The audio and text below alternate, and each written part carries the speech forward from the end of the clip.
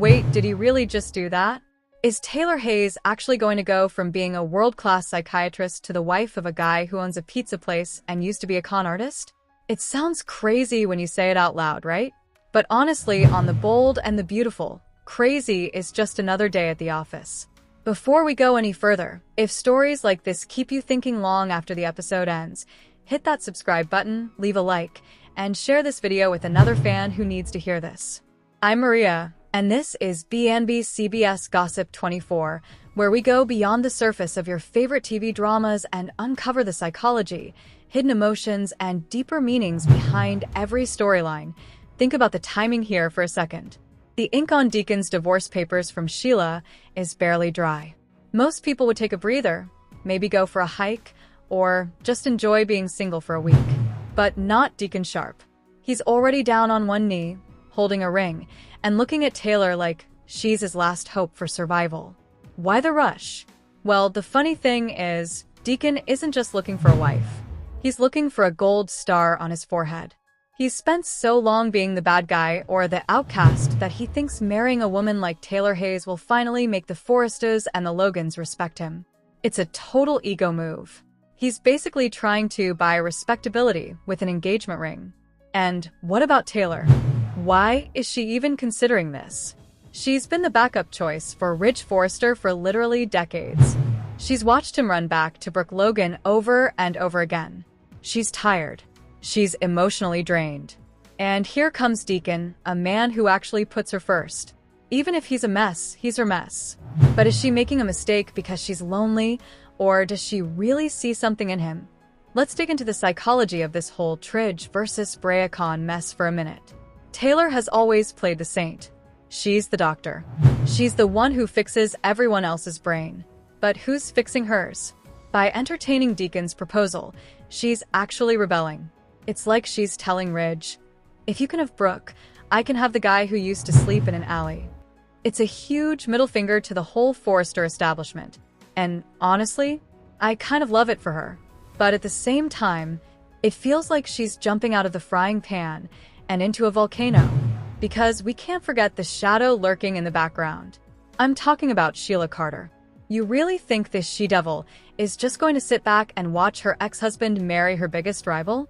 Not a chance. Sheila is currently in Monaco, literally stalking her son Finn while he tries to have a romantic reunion with Steffy. The sheer audacity of this woman is incredible. Finn told her to go home. He even bought her a return ticket.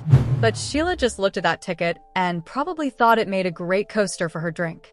She's up on a walkway right now, looking down at Steffy and Finn as they hug outside that church. It's creepy. It's classic Sheila. But here's the real kicker. She's actually grieving Deacon. She's staring at old photos of them, crying because she lost the only man who ever really saw her. So, what happens when she finds out Taylor has moved into her spot? If you think the alleyway shooting was bad, just wait until Sheila feels replaced. She doesn't just get mad, she gets creative. And Taylor should be very, very worried about her medical license and her life. The funny thing about Deacon is that he genuinely thinks he's pulled off the impossible. He got Sheila to sign those divorce papers, and he thinks that means she's gone. He's been canoodling with Taylor at Bikini, practically glowing, because he thinks he's free. But the guy is totally delusional. He's mistaking Sheila's silence for a clean break. In reality, Sheila has just been regrouping. She's in nothing left to lose mode. And a woman with nothing to lose is the most dangerous person in Los Angeles. Do you think Deacon is being incredibly naive here? He's building a new life on a foundation made of sand. He thinks Taylor is his safe harbor, but he's actually bringing the storm right to her front door. And then we have Ridge. Oh, Ridge. He's in Monaco right now, groaning about sales reports and distracting Brooke with kisses. He has no idea that the mother of his children is about to marry a guy he absolutely detests. Ridge has always been so territorial over Taylor. He doesn't want to be with her, but he also doesn't want anyone else, especially Deacon Sharp, to touch her. It's that classic status quo bias.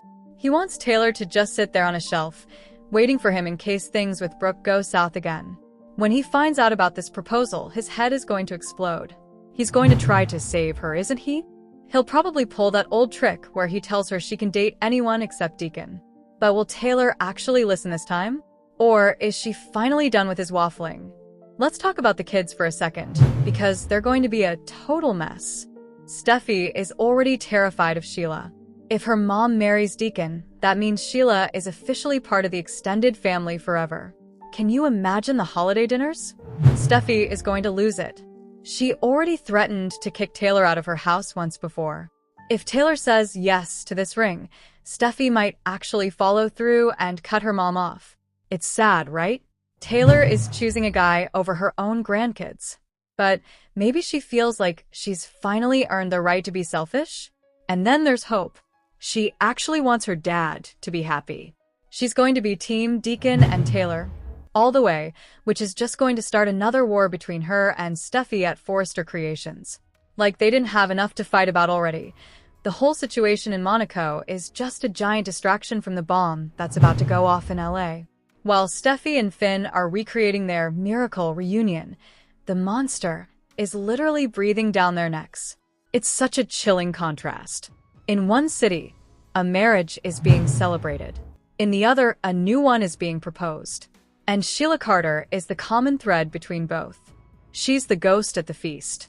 I really have to wonder if Taylor realizes that by saying yes to Deacon, she's essentially signing up for a lifelong battle with a woman who has literally died multiple times and keep coming back. Is any man really worth that kind of stress? And can we talk about the doctor-patient thing for a second? Taylor was Deacon's therapist. In the real world, this would be a massive scandal. Sheila knows this too. I can see her calling the medical board and reporting Taylor for being unethical. It's the perfect revenge. Sheila doesn't have to kill Taylor. She can just destroy her career. She can take away Taylor's identity as a respected doctor and leave her with nothing but a pizza parlor husband. It's brilliant in a twisted way. Do you think Taylor is being blinded by her own reaction formation? She's so desperate to not be the victim of Ridge and Brooke that she's ignoring all the red flags with Deacon. What do you think is going to happen next? Is Taylor going to give a straight yes, or is she going to pump the brakes like some of the spoilers suggest? Personally, I think she's going to get swept up in a moment. She wants to feel loved. She wants to feel like the #1 priority for once in her life. But man, the fallout is going to be epic. We've got Ridge ready to freak out, Sheila ready to snap, and a whole bunch of family drama about to explode. Is this the start of a new power couple or the beginning of a total disaster? I prediction that Sheila is going to make her move the second she gets back from Monaco. She's going to find out about the ring, and she's going to target Taylor's most vulnerable spot. And if Ridge tries to interfere, it might actually push Taylor closer to Deacon just out of spite. It's a mess, but it's the kind of mess we love, right? Before we go, if you enjoyed this deep dive into the messy hearts of our favorite LA residents, make sure to hit that subscribe button and like the video. Your support keeps the gossip flowing. This is Maria from B&B CBS Gossip 24, and I'll see you in the next one. So I have to ask you, was this really just a spur-of-the-moment thing, or is something much darker going on here? Is this actually a fresh start for a woman who has spent decades playing second fiddle, or is she just jumping headfirst into a total disaster? Before we go any further, if stories like this keep you thinking long after the episode ends, hit that subscribe button, leave a like, and share this video with another fan who needs to hear this. I'm Maria, and this is B&B CBS Gossip 24, where we go beyond the surface of your favorite TV dramas and uncover the psychology, hidden emotions, and deeper meanings behind every storyline. The air in Los Angeles is feeling a little different lately, isn't it? After weeks of secret little meetings and all that relief over Sheila Carter finally signing the divorce papers, Deacon Sharp decided it was time. He actually did it. He went for the big one.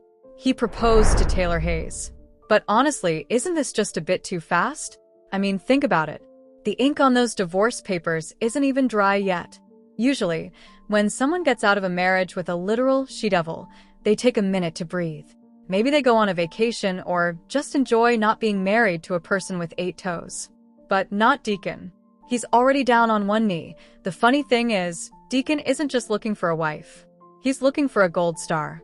He's spent so long being the bad guy, or the outcast, that he thinks marrying a woman like Taylor Hayes will finally make everyone respect him. He wants to be seen as a legitimate businessman. And marrying a world-famous psychiatrist? That's like getting a permanent stamp of approval for his whole reformed act. But I have to wonder, is he just trying to fill a vacuum? Sheila is out of his life, and maybe he's just terrified of being alone. He needs a safety person, and then we have Taylor. Why is she even considering this? Well, let's look at her situation. She's at her absolute lowest point emotionally.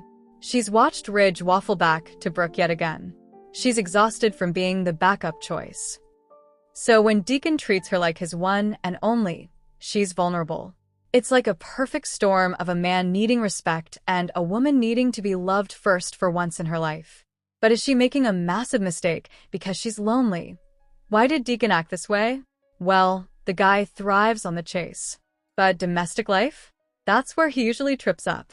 By proposing to Taylor, he's trying to kill off the ghost of his past. He wants to forget about the affair with Brooke. He wants to erase the time he spent with Sheila. He thinks if he marries a pillar of the community, he can stop looking over his shoulder. Internally, the guy is probably shaking. He's playing a character right now.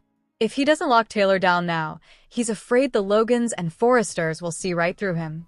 Taylor is his social shield. If she says yes, he's not Deacon Sharp, the ex-con anymore. He's Dr. Taylor Hayes' husband. It's a brilliant move, but is it honest? I think Deacon is being incredibly reckless. How do you propose to someone when your ex-wife is currently stalking people in a different country? He's acting like Sheila is gone just because he has a piece of paper. That's a huge mistake. He's so desperate for a happy ending that he's ignoring the reality of the woman he was just married to. From a psychological perspective, this is textbook overcompensation. His ego was crushed when he realized Sheila lied to him about Luna. So now, he's swinging the pendulum all the way to extreme morality. He's trying to outsource his healing to Taylor. He's not really looking for a wife. He's looking for a live-in therapist. And then there's Taylor. She's watched the Ridge and Brooke show for 30 years. She's tired of the merry-go-round. Deacon offers her something Ridge never did. He offers her exclusive devotion. But I think she's also feeling invisible. Her kids are grown. Her career is stable, but she's lonely. Her rival is in Monaco with the love of her life. The real emotion here isn't love. It's the fear of being irrelevant. Marrying Deacon is her way of sticking her middle finger up at the Forresters. It's a bad boy phase that's about 30 years late. She's leaning into it because it makes her feel alive again. But I really disagree with her timing. She's a psychiatrist. She knows you don't marry a guy who just got divorced 5 minutes ago. She's letting her resentment toward Ridge cloud her brain. She's jumping from one toxic triangle right into a potentially deadly one. Psychologically, she's doing exactly what the Forresters don't expect. They expect her to wait for Ridge's next waffle. By choosing Deacon, she's rejecting the whole system. Now, we have to talk about this she-devil in the room. Sheila didn't sign those papers because she wanted to be nice. She did it to get access to Finn. But now she's lost her husband and still doesn't have her son. She's stalking them in Monaco because she's trying to reclaim something. Can you imagine the betrayal she's going to feel? She loved Deacon in her own twisted way. Seeing him with Taylor is going to be the ultimate insult. Sheila isn't just an ex. She's the gravity of this show. Deacon and Taylor are trying to fly, but Sheila will pull them back down to the alleyway. I think Sheila is the most honest person in this mess. She isn't pretending to be okay. She's grieving. Deacon and Taylor are living in a dream world. Sheila has borderline traits, and her biggest fear is being abandoned. When Deacon left, she begged. When begging failed, she turned to rage. That shift from sadness to anger is what makes her so dangerous. The tension is just building and building. While all this ring shopping is happening in LA, we have to talk about what's going down in Monaco. Because honestly, the contrast is chilling. Steffy and Finn finally have a moment of peace. They're miles away from the drama. They go to that famous church where they had their miracle reunion. You remember that, right? When everyone thought Finn was dead. They're recreating that moment. It's beautiful. It's romantic. But wait for it, the camera pans up.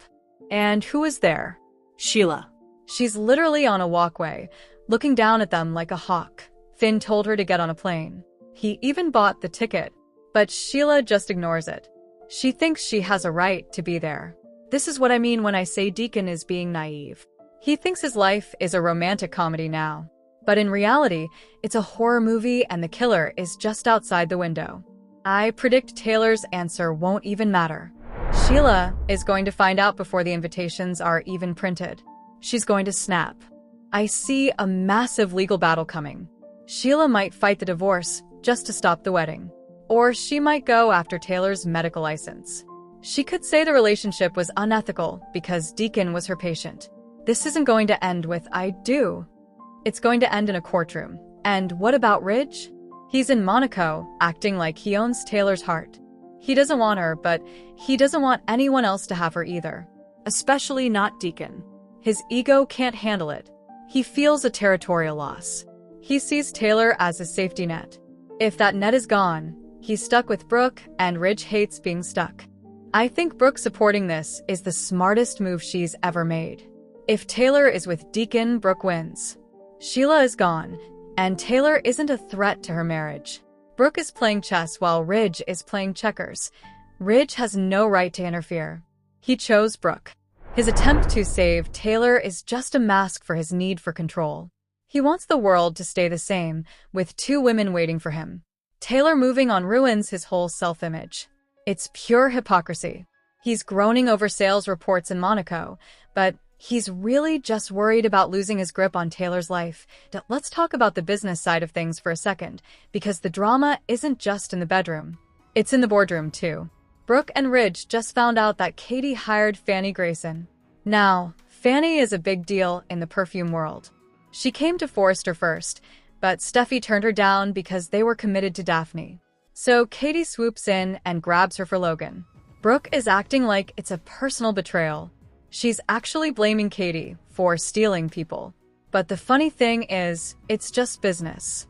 Ridge is complaining that sales are down and blaming Logan, but maybe they should just stop being so territorial. It's the same thing with the relationships.